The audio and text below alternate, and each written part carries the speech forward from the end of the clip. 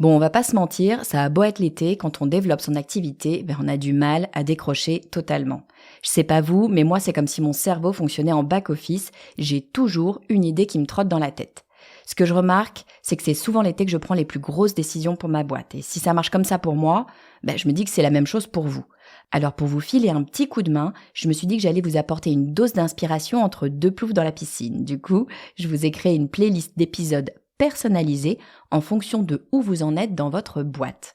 En gros, vous répondez à juste 4 questions, c'est-à-dire littéralement 20 secondes, et je vous envoie une playlist sur Spotify à écouter les pieds dans le sable et un Virgin Mojito à la main.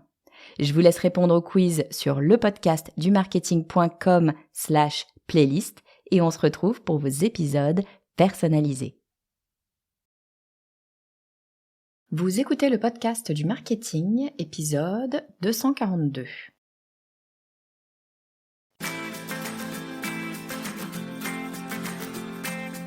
Bonjour et bienvenue. Je suis Estelle Ballot et je suis ravie de vous recevoir sur le podcast du marketing. À chaque épisode, je vous propose d'analyser les techniques marketing qui marchent, pas à pas et très concrètement, pour développer votre activité. Vous écoutez le podcast du marketing, épisode 242. J'ai lancé le podcast du marketing en mars 2019, il y a plus de 5 ans. À l'époque, on commençait à parler de plus en plus de podcasts, le média existait depuis une quinzaine d'années, mais il était surtout utilisé par les chaînes de radio pour rediffuser leurs émissions.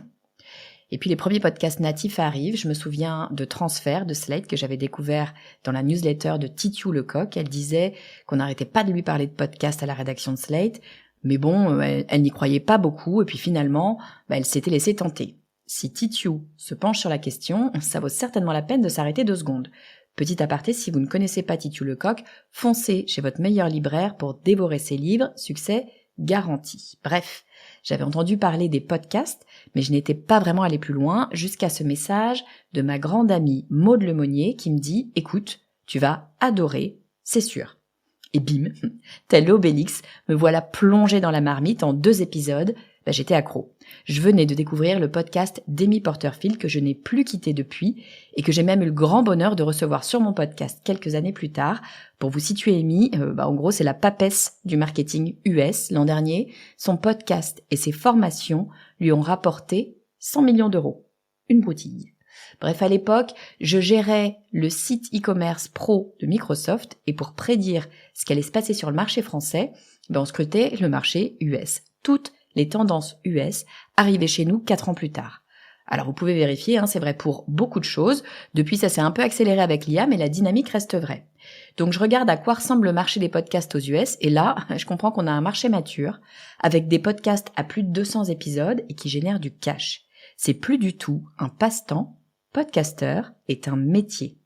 Ni une ni deux, ma décision est prise, il fallait que je lance un podcast, pas forcément pour en vivre, mais pour être au début du mouvement, parce que sur le digital, l'historique, ça compte.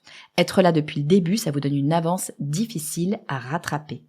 Me voilà en mars 2019 avec 6 épisodes dans la poche, je lance le podcast du marketing, au pire moment pour moi probablement puisque je travaillais à plein temps pour Microsoft, donc j'étais déjà bien occupée, et la semaine du lancement, j'apprends que je suis enceinte de mon 2e enfant.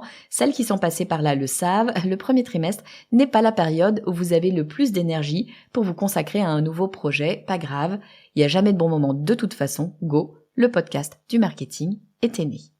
Alors 5 ans plus tard et près de 250 épisodes enregistrés, je me dis qu'il est plus que temps de vous faire un retour d'expérience et de partager avec vous ce que j'ai appris de ce formidable média. Alors première chose que je constate, c'est qu'il y a encore de la place. J'entends énormément de gens me dire « mais non, mais Estelle, tu vois, moi je me lance pas sur le podcast parce que c'est trop tard en fait. Toi t'as commencé il y a 5 ans, c'était le bon moment, maintenant voilà, ça y est, c'est saturé, c'est impossible de se rendre visible avec un podcast. » Et là, pardon, mais je dis non, je dis oui, effectivement, c'était mieux il y a 5 ans. On va pas se mentir, évidemment qu'il y avait plus de place il y a 5 ans. Je pense qu'on devait être 5 podcasts marketing il y a 5 ans, en tout cas qui existent encore. Donc oui, bien sûr, il y avait plus de place il y a 5 ans, c'était très certainement le bon moment, le meilleur moment probablement, peut-être il y a 6 ans c'était le meilleur moment d'ailleurs, mais évidemment qu'il y a encore énormément de place. Le podcast est un média extrêmement jeune. C'est même sur le digital l'un des plus jeunes. Donc il y a encore de la place. Je vous donne les chiffres. Regardez le nombre de blogs dans le monde. Vous en avez 600 millions. Alors tout le monde n'est pas d'accord sur les chiffres, mais c'est pour vous donner un ordre d'idée. 600 millions de blogs dans le monde. C'est plutôt le chiffre à la baisse, il y en aurait probablement plus. 600 millions de blogs. Nombre de podcasts dans le monde 2,5 millions. 600 millions de blogs d'un côté, 2,5 millions de podcasts de l'autre côté. Évidemment qu'il y a encore de la place. En tout cas, il est bien plus facile d'être visible avec un podcast que d'être visible avec votre blog. Donc le podcast, certes, il y a du monde, mais on est très loin d'être saturé. Et d'ailleurs, c'est un marché qui est totalement en croissance. On a de plus en plus d'écoute parce que c'est un média qui est en train de se démocratiser. Et de fait, on a de plus en plus de personnes qui prennent l'habitude, l'usage d'écouter des podcasts. Donc il y aura dans les prochaines années, très probablement, encore plus d'écoute, encore plus d'auditeurs et donc encore plus de place. Donc oui, il y a une véritable opportunité, encore et toujours, sur le marché des podcasts. Une autre très bonne raison, je trouve, de venir, ou en tout cas de se poser la question de venir sur le marché du podcast, eh bien, c'est l'essence même de ce média. C'est un média qui est atypique. Il n'a pas les mêmes codes que d'autres médias. Moi, je dis que le podcast, c'est le média de l'intime. Pourquoi est-ce que c'est le média de l'intime ? Alors, principalement parce que le podcast est bien souvent écouté avec des écouteurs. Ce qui fait que votre voix est directement dans l'oreille de l'auditeur. Et être dans l'oreille de l'auditeur, eh bien, ça veut dire être très proche physiquement de l'auditeur. Le son de votre voix arrive directement dans l'oreille d'une personne. Et ça, c'est presque charnel, c'est presque sensuel, au sens des sens. C'est véritablement quelque chose d'extrêmement proche. Et ça veut dire que l'auditeur accepte de vous faire rentrer dans son intimité. Avant même que vous ayez commencé à parler, il a décidé de vous faire rentrer dans son intimité. C'est déjà une immense marque de confiance. Alors attention, ça veut aussi dire que si ça lui convient pas, il va en sortir très rapidement parce que comme vous êtes très proche, de fait, s'il n'est pas à l'aise, il va arrêter. En revanche, s'il écoute, si ce que vous avez à raconter l'intéresse, là vous êtes vraiment dans l'intimité de la personne dès le début de votre relation. Deuxième chose sur cette histoire de relation, et d'ailleurs effectivement ça va avec le principe même de la relation, le podcast c'est le média du temps long. C'est pas quelque chose qui va vite. C'est un peu à l'inverse des réseaux sociaux d'ailleurs, du côté snacking des réseaux sociaux, on a tout de suite besoin d'avoir une récompense et d'aller regarder le dernier post, les derniers likes, etc.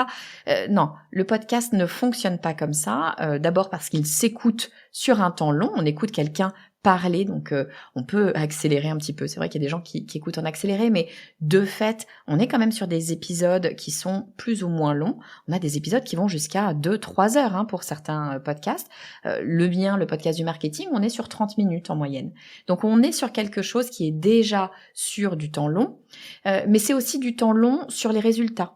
Si demain vous lancez un podcast, ne vous attendez pas à avoir des résultats immédiatement. Ne vous attendez pas à avoir des dizaines de milliers d'écoutes immédiatement, à moins d'avoir déjà une très grosse audience et d'emmener votre audience avec vous. Mais si vous démarrez, il va falloir attendre 6 mois, 1 an, avant d'avoir les vrais résultats, les premiers résultats de vos écoutes, de votre travail. C'est un média du temps long. Et d'ailleurs, à aparté, faites attention aux fausses joies. Alors, je suis désolée de le dire, mais je le vois très très souvent et je pense que c'est un peu contre-productif parce que on fait un peu les montagnes russes.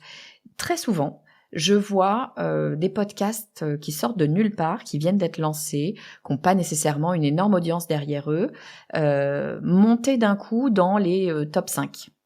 Top 5 marketing, par exemple. Donc, très très rapidement, ils montent, ils ont une visibilité vraiment énorme. Quand je dis top 5, c'est sur Apple Podcast ou sur Spotify. Les classements, en fait. Alors, il y a plein de gens qui me disent « Ah, mon Dieu, mais ça fait peur, tu te rends compte, en 2 secondes, les gens arrivent. » Donc, voilà.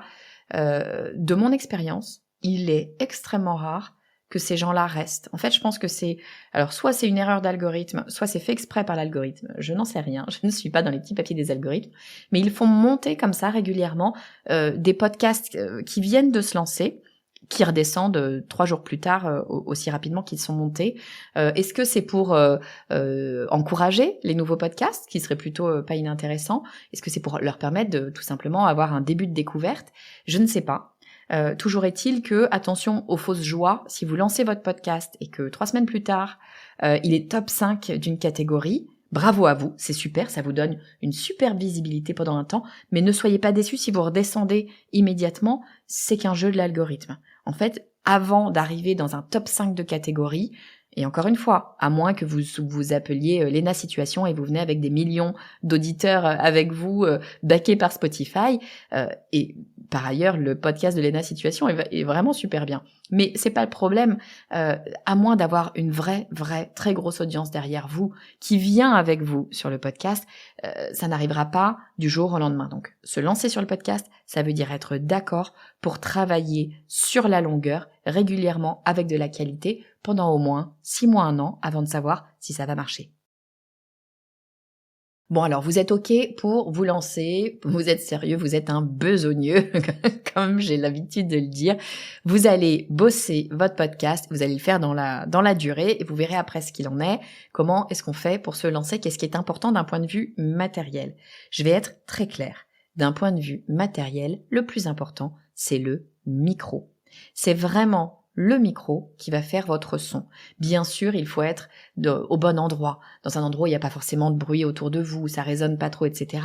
Mais la réalité, c'est que si vous avez un bon micro, il va corriger tout ça. Pour tout vous dire, là, je suis dans mon nouveau studio d'enregistrement qui n'est absolument pas fait pour enregistrer. J'habite dans une très vieille maison et il se trouve que mon studio d'enregistrement est sous les toits, et c'est un toit cathédrale, c'est-à-dire qu'il y a une très grosse hauteur sous plafond avec des angles pas possibles, donc ça résonne dans tous les sens, ça réverbère dans tous les sens. Bon, c'est pas très grave parce que j'ai un très bon micro. Donc si vous voulez faire un investissement, pour moi, l'investissement, il est sur le micro. Je vous donne la référence de mon micro, c'est un micro Shure SM7B, c'est un peu la Rolls des micros de podcast. C'est le micro signature de Shure, et Shure, c'est l'une des plus grosses boîtes d'audio dans le monde. Donc, Shure SM7B, valeur sûre. Le seul truc, c'est que, 1, c'est assez cher, donc pour démarrer, moi je vous le conseille pas forcément. 1, c'est assez cher. 2, faut un petit peu de technique, de connectique, il faut d'autres éléments, des câbles, et voilà, des choses pour pouvoir enregistrer, même s'ils sont en train, Shure, de rendre les choses un peu plus faciles avec un adaptateur USB pour que on puisse aller plus rapidement et pas avoir à acheter trop de matériel audio en plus à côté. Il n'empêche que, je vais pas vous mentir, il est merveilleux ce micro, il fait un son ultra chaud, il est super agréable. Pour tout vous dire, quand j'ai changé de micro, je vais vous donner la référence du micro que j'avais pour le démarrage pendant les 4 premières années. Hein.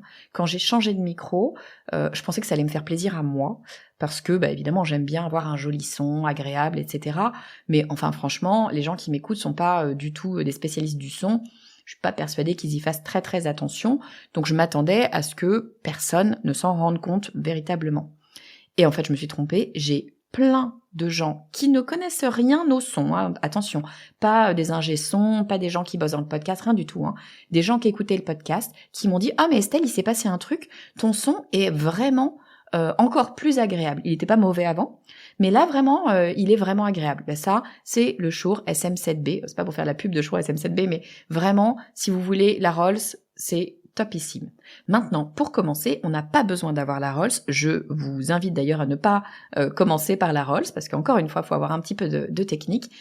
Mais on peut avoir un micro très simple qui fonctionne très bien. Moi, celui que j'ai utilisé les 4 premières années du podcast du marketing, c'est le Blue Yeti. Le Blue Yeti, c'est simple, il coûte en gros 100 € et il se plug avec un câble USB sur votre ordinateur. Aussi simple que ça, il n'y a rien d'autre à faire. Donc vraiment, méga simple. Très très bien. Le seul défaut que je trouve au Blue Yeti, alors il a 2 défauts. Son défaut principal, c'est que il est tellement bon, bizarrement comme micro, qu'il attrape plein de sons. Pour vous donner un ordre d'idée, parfois j'entendais un avion qui pourtant passait très très haut, très très loin de ma maison, et je l'entendais sur le son du micro, alors que sans les écouteurs, je l'entends pas.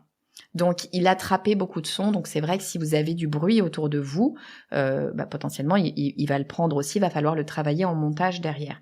Ça, c'est le premier défaut du Blue Yeti. Le deuxième défaut, alors ça n'a pas été vrai sur le mien, mais je l'ai entendu beaucoup auprès de beaucoup de gens. Il a un défaut de connectique assez, au bout d'un moment, j'allais dire assez rapidement, c'est pas vrai. Hein, moi, ça a duré 4 ans. Donc 4 ans avec une utilisation intensive, toutes les semaines au moins. La connectique est pas suffisamment bonne. Elle est en dessous du micro, et donc il y a un moment donné où il perd un petit peu d'adhérence, et du coup vous perdez le son. Donc là il faut changer le micro. Il n'y a pas vraiment, en tout cas j'ai pas trouvé d'autre solution. Donc voilà, mais bon, c'est 100 € pour, en tout cas pour moi, 4 ans. Je trouve que ça vaut largement l'investissement. Alors après le micro, il y a le montage.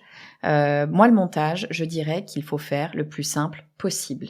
Mathieu Stéphanie, que vous connaissez peut-être du podcast Génération Do It Yourself, c'est un peu la référence maintenant du podcast business depuis que, notamment, il a reçu le président de la République. Enfin, c'était déjà le plus gros podcast business avant ça. Mathieu Stéphanie, il a l'habitude de dire, et je suis assez d'accord avec lui, que l'idéal, c'est de ne pas faire de montage du tout. C'est pas totalement vrai. On fait tous et toujours un petit peu de montage, ne serait-ce que pour, mettre un petit jingle d'intro et puis peut-être une petite musique de fin ou quelque chose comme ça. Mais mis à part ça, l'idéal, c'est de ne pas avoir de montage à faire. Moi, quand j'enregistre avec un invité, par exemple, je ne coupe pas. Je ne fais pas de coupe. Ce que je veux justement, c'est une discussion naturelle dans le flow, comme si vous, les auditeurs, les auditrices, vous étiez dans la pièce avec nous et vous pouviez écouter notre conversation. C'est vraiment ça que moi je recherche à avoir, et il se trouve que ça me facilite quand même pas mal les choses parce que je n'ai pas de montage à faire. En discutant avec énormément de podcasteurs, je vois que eux ont tendance, dès qu'il y a, je sais pas, quelqu'un qui se reprend, qui bafouille un peu ou quoi que ce soit, à reprendre la discussion. Moi, je trouve que c'est se compliquer la vie, c'est compliquer le montage, et ça rend la chose moins fluide in fine. Donc, au moins vous aurez de montage, au mieux ce sera, parce que tout simplement, ça restera plus naturel. Un élément que je vois souvent que les gens coupent, ce sont les respirations. Si vous écoutez, nécessairement, quand on parle, on va reprendre sa respiration régulièrement. Ne coupez pas les respirations. Ça s'entend immédiatement quand on coupe les respirations. Si vous devez couper une phrase, prenez la phrase juste après la respiration. Intégrez la respiration avec, parce que notre oreille sait qu'on doit prendre notre respiration, et si on la prend pas, le cerveau se dit, il y a un truc qui est bizarre là.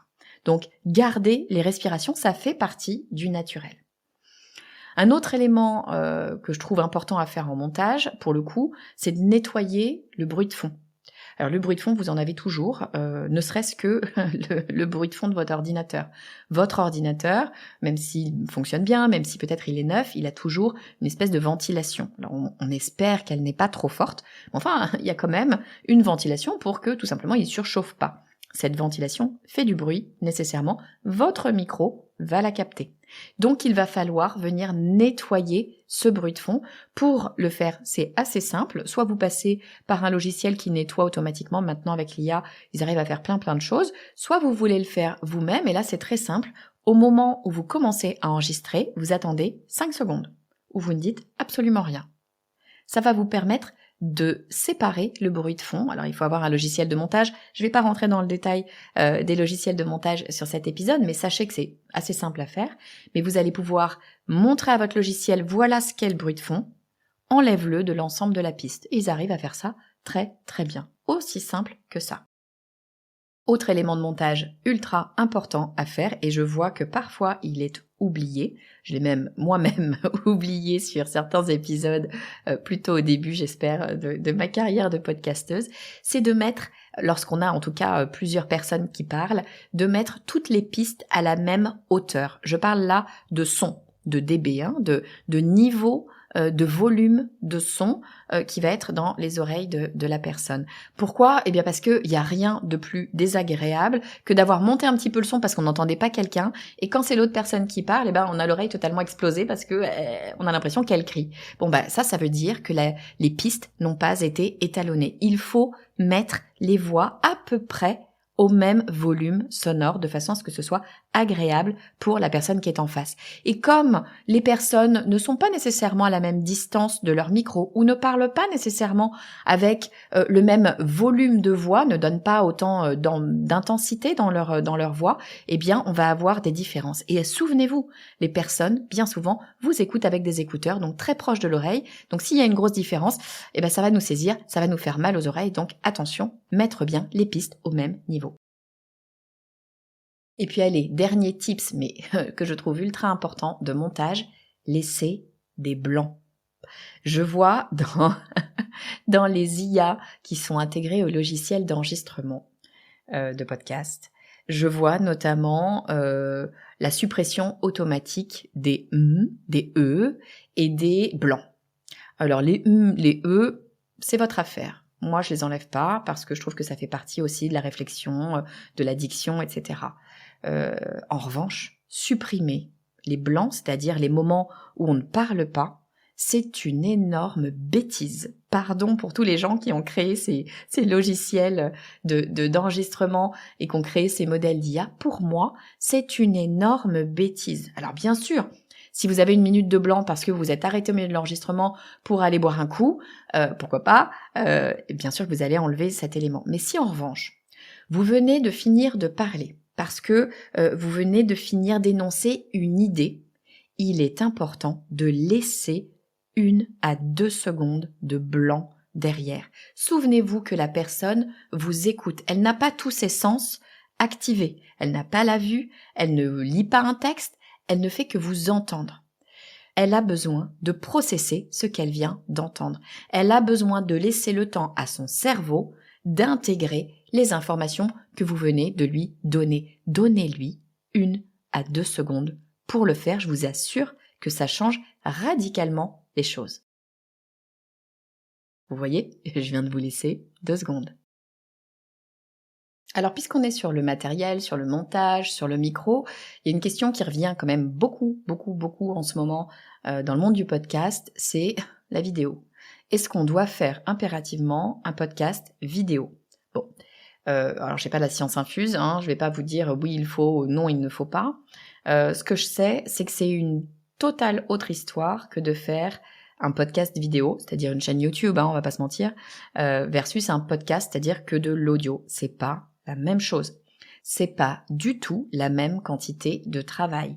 De faire une vidéo, ça demande un montage bien plus précis. De faire une vidéo, ça demande une préparation bien plus précise. De faire une vidéo, ça demande un studio d'enregistrement, ce qui n'est pas le cas nécessairement d'un podcast. De faire une vidéo, ça demande bien souvent, si vous avez un invité, de faire venir votre invité à vous.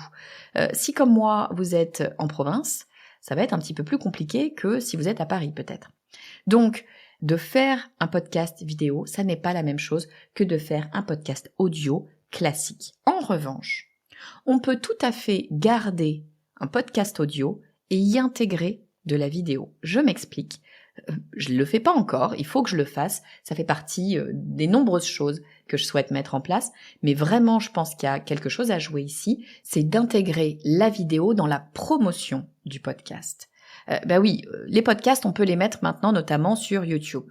On peut mettre les podcasts audio sur YouTube parce qu'on a YouTube Musique, etc. Bon bref, ils se sont organisés pour pouvoir faire écouter des podcasts. Vous n'avez pas nécessairement besoin de la vidéo. En revanche, vous pouvez utiliser les shorts, le modèle short de YouTube pour faire la promo de votre épisode. D'une part sur YouTube, c'est-à-dire que les shorts sont très utilisés pour la découvrabilité sur YouTube. Donc quelqu'un va vous découvrir avec un short et peut-être qu'il aura envie d'aller écouter l'audio complet de votre podcast.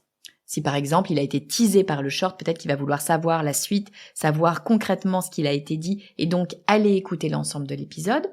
Mais également, les shorts, en tout cas ces vidéos courtes, vont vous permettre d'aller communiquer beaucoup plus facilement sur les réseaux sociaux qui, eux, sont rompus à l'exercice de la vidéo. Je pense là à, évidemment, TikTok, à Instagram, mais aussi à LinkedIn. Sur LinkedIn, la vidéo est en train d'énormément grandir, grossir depuis quelques mois déjà maintenant. Donc, utilisez des shorts pour faire la promo de votre podcast.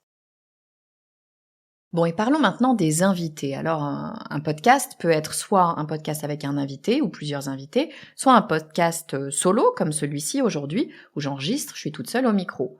Peu importe, sur le podcast du marketing, j'ai un petit peu des deux.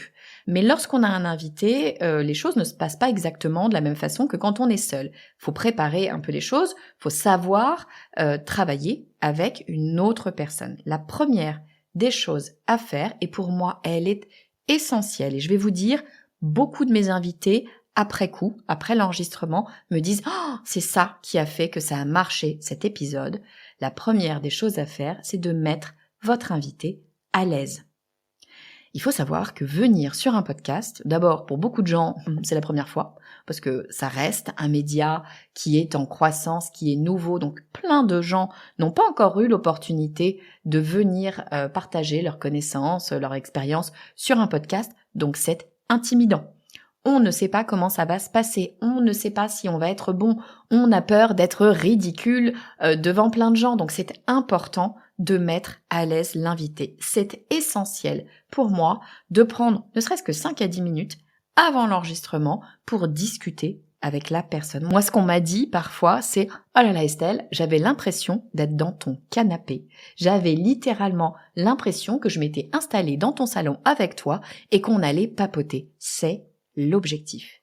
Je veux que mes invités, quand bien même on est à distance, moi j'enregistre absolument tout à distance, je veux que mes invités aient l'impression qu'ils sont mes invités chez moi, dans mon canapé, qu'ils ont un bon café, qu'on va passer un bon moment ensemble et qu'on est détendu, décontracté. Ça doit être un moment agréable. Et ça, c'est primordial parce que ça va s'entendre dans le son de la voix de l'invité. S'il est stressé, il va parler vite, il va parler de façon saccadée, il va trop réfléchir, il ne va pas être naturel. Mettre à l'aise votre invité, c'est ça qui va faire que vous allez avoir un bon entretien. Bon, ensuite, votre invité, il faut quand même le briefer un petit peu. Normalement, il aura écouté votre podcast avant de venir, mais enfin, c'est pas forcément toujours le cas. Bien souvent, c'est pas le cas d'ailleurs. Donc, briefez-le. Expliquez-lui ce que c'est que votre podcast. Expliquez-lui à qui il s'adresse. Expliquez-lui quel est le format de votre podcast, comment ça va se passer, combien de temps ça va durer, ce que vous allez enregistrer peut-être après coup, ce que vous avez peut-être déjà enregistré. Expliquez-lui à quoi il doit s'attendre. Et puis briefez aussi votre invité sur le son, parce que votre invité probablement n'a pas fait beaucoup de podcasts et donc il peut pas savoir que il faut s'attacher les cheveux. Si c'est quelqu'un qui a les cheveux longs, c'est mieux d'avoir les cheveux attachés. Pourquoi ? Parce que sinon on va se toucher les cheveux. Et si le micro, parce que souvent l'invité n'a pas de micro professionnel, ça va être le micro des écouteurs, si la personne se touche les cheveux, inévitablement elle va toucher l'écouteur et ça va faire des petits dans l'écouteur. C'est ultra désagréable. Donc expliquez-lui qu'il faut s'attacher les cheveux, c'est aussi simple que ça. Dites-lui aussi d'enlever ses bracelets, parce que s'il y a des bracelets, il y a un moment donné où elle va cogner le bracelet, je dis elle, ça peut être il d'ailleurs, mais la personne va cogner son bracelet sur sa table et ça va être pris dans le micro, ça va être un bruit difficile à supprimer. Et dans la même idée, cette personne est probablement en face de son ordinateur, dites-lui que quand elle parle, faut pas qu'elle tape sur son ordinateur. Faut pas qu'elle fasse des recherches sur internet, faut pas qu'elle écrive et qu'elle prenne des notes parce que le petit cliquetis, il va s'entendre nécessairement aussi. Donc dites-lui bien de se concentrer sur ce qu'elle a à vous dire et de ne pas faire autre chose. Après, vous avez la communication, la promotion de votre épisode de podcast parce que comme beaucoup de choses, il ne s'agit pas que de sortir du contenu. Après, il va falloir en faire la promotion. Bien souvent, on est crevé parce qu'on a sorti le contenu et on n'a pas envie de faire la promo. Mais si vous faites pas la promo, personne ne l'écoutera. C'est un petit peu la grosse problématique du podcast, c'est que la découvrabilité n'est pas organisée par les algorithmes. Un petit peu, mais très très peu. Finalement, les gens vont vous découvrir parce que vous en aurez parlé ou parce que d'autres personnes, des auditeurs, des auditrices peut-être, en auront parlé. Donc il faut vraiment aller chercher vos auditeurs et faire la promo. Là, vous allez pouvoir vous aider de l'IA. Pour le coup, vous allez avoir des IA qui vont vous aider à faire les show notes. Ce qu'on appelle les show notes, c'est le petit texte qui accompagne l'épisode. Vous allez avoir des IA qui vont vous proposer des transcriptions de votre épisode, des transcriptions écrites de l'épisode oral. Vous allez avoir des show notes qui vont vous créer des shorts automatiquement. Vous allez avoir des show notes qui vont ajouter des sous-titres sur des petites vidéos. Tout ça est géré directement, automatiquement par des IA, donc profitez-en, utilisez-les. Autre chose pour la promo, demandez des avis. Demandez à vos auditeurs de laisser un avis positif. Alors au début c'était que sur iTunes qu'on pouvait le faire, puis c'est en train de vraiment s'élargir. On peut le faire donc sur iTunes, Apple Podcast. On peut le faire sur Spotify. Sur Spotify, c'est plutôt laisser des avis par épisode. Sur Apple Podcast, c'est laisser un avis sur le podcast en entier. Sur Spotify, c'est plutôt sur l'épisode. Sur Podcast Addict, qui est une application d'écoute, vous pouvez aussi laisser un avis. Il faut aller dans commentaires. C'est pas facile à trouver. Je l'ai découvert il y a peu par une auditrice qui me disait justement qu'elle avait laissé un avis sur Podcast Addict. Donc, c'est tout à fait possible de laisser des avis sur plusieurs plateformes. Sachez que si vous ne demandez pas à votre audience de le faire, il y a très peu d'auditeurs, quand bien même ils adorent votre podcast et ils ont envie de vous soutenir, il y a très peu d'auditeurs qui le feront parce que la vie est faite comme ça, on prend pas de temps ou moins de temps en tout cas, on n'y pense pas, on a d'autres choses à faire. Donc demandez des avis à vos auditeurs, c'est un peu lourd, je suis d'accord avec vous, moi je le demande presque un épisode sur 2, mais n'empêche que c'est en le demandant qu'on a des avis. Et là, sur le podcast du marketing, j'ai plusieurs centaines d'avis. En fait, quand je cumule les différentes plateformes, j'ai plus de 1000 avis différents sur le podcast du marketing. Et ça, c'est ultra précieux pour la crédibilité. C'est ultra précieux pour les algorithmes parce que c'est peut-être le seul moyen d'avoir de la découvrabilité par les algorithmes. Si vous avez beaucoup d'avis, l'algorithme va vous pousser en visibilité un petit peu. Après, outre les avis, vous pouvez demander à vos auditeurs de recommander votre podcast à d'autres personnes qu'ils connaissent. Il faut savoir que vos auditeurs sont vos meilleurs ambassadeurs parce que s'ils vous écoutent, il y a de bonnes chances que leurs amis, leurs proches, leurs collègues, les gens qui sont dans leur environnement aiment votre podcast aussi. On aime souvent ce qu'aiment les gens qui sont dans notre environnement parce que on se met autour de gens qui nous ressemblent. Donc il y a de bonnes chances que l'environnement de vos auditeurs actuels, soit vos futurs auditeurs. Donc, demandez à vos auditeurs de vous recommander auprès d'autres personnes dans leur entourage qui pourraient être intéressées par votre podcast. Et puis, une autre très bonne façon d'être découvert, c'est de passer sur un autre podcast. Ne voyez pas les autres podcasts comme des concurrents. On est encore une fois très peu nombreux. Voyez-les comme des partenaires potentiels. Passez chez le podcast de votre voisin et vous allez être découvert par son audience. Et pourquoi pas inviter d'ailleurs ce voisin sur votre podcast pour qu'il puisse également profiter de votre audience et apporter des choses à votre podcast. Donc ça va être très intéressant d'aller comme ça collaborer avec d'autres podcasteurs. C'est un tout petit monde, le monde du podcast, on se connaît tous très très vite. Voilà, j'ai encore 1 million vraiment, je vous assure que c'est vrai. 1 million de conseils, d'idées, de tips, d'astuces à vous donner sur les podcasts, sur mon expérience de 5 ans et 250 épisodes de podcast maintenant. Mais je vais m'arrêter là parce que sinon, on est encore là dans 3 heures.